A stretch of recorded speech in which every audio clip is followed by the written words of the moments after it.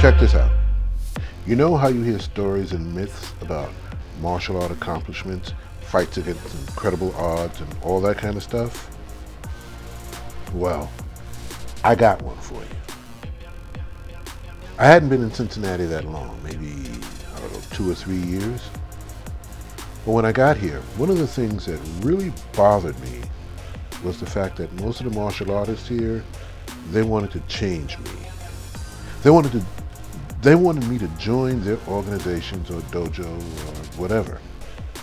But what I was interested in doing was what I did back home.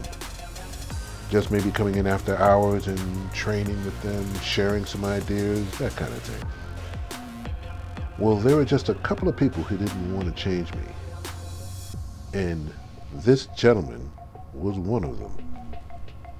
I'm talking about Grandmaster Woodrow Fairbanks. So I had the pleasure of training with Grandmaster Fairbanks and his students on a regular basis. Even when I opened my own dojang, I still trained and worked out with him on my off days. Now, Grandmaster Fairbanks was one of these guys known to a lot of senior martial artists. And by the way, this was back in the early 2000s. Like I said, this is like 2003, maybe 2004, something like that. But basically, everybody in Cincinnati knew him. Some people back home in New York City knew him. And that's my point. Okay. We were at the Over the Rhine Rec Center and had just finished a class, one of his good, hard workouts. We were all tired and sweating, and basically this center is what folks may refer to as being part of the inner city, if you catch my drift. Well, this Grandmaster and a couple of his senior black belts and I were in the lobby talking about something, I don't remember what. But I was facing the outer door, and I could see that every now and then some people outside in the parking lot were looking through the doors as if they were looking for someone. I happened to nudge one of the black belts and showed it to them, but they shrugged it off, you know what I mean? Well, this went on as long as we were talking, and I think we were talking there for maybe about 15, 20, maybe even 30 minutes, possibly longer. Well, the Grandmaster checked his watch and said he had to go and pick up his wife. We bowed, he left, and the seniors and I continued talking. We saw his familiar green van drive past the door. He waved and then drove away. And like I said, our conversation continued.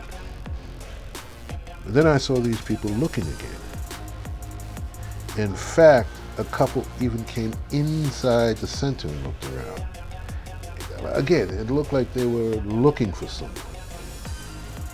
Then they ran back outside. And then it started. As the seniors and I walked toward the door, we noticed that the two people were fighting. This wasn't a sparring match or anything. These people were battling. They were going at each other. And strangely enough, the crowd that had formed around them, well, the crowd seemed to move out of our way as we walked past them and through them to get to our cars. Okay. Got in the car, started it up, and drove out the lot. And again, people were moving out the way, but these two people were still just beating the schnoogies out of each other. All right. A couple of days later, I was back at the center, and the black belts and I were talking, of course, about that fight, you know, and the fact that the police were called and, you know, all that kind of stuff, blah, blah, blah, yakety schmackety. But the one thing that struck me most about that incident is not the fight. The thing that got to me was that The crowd waited for Grandmaster Fairbanks to leave before they did anything. The fight did not start until they were sure he was gone. Yeah. Now, if somebody would have told this to me, I probably would have rolled my eyes and thought, yeah, right, okay. But I saw this happen, and quiet as it's kept, this is just the tip of the iceberg when you're talking about somebody like Grandmaster Fairbanks.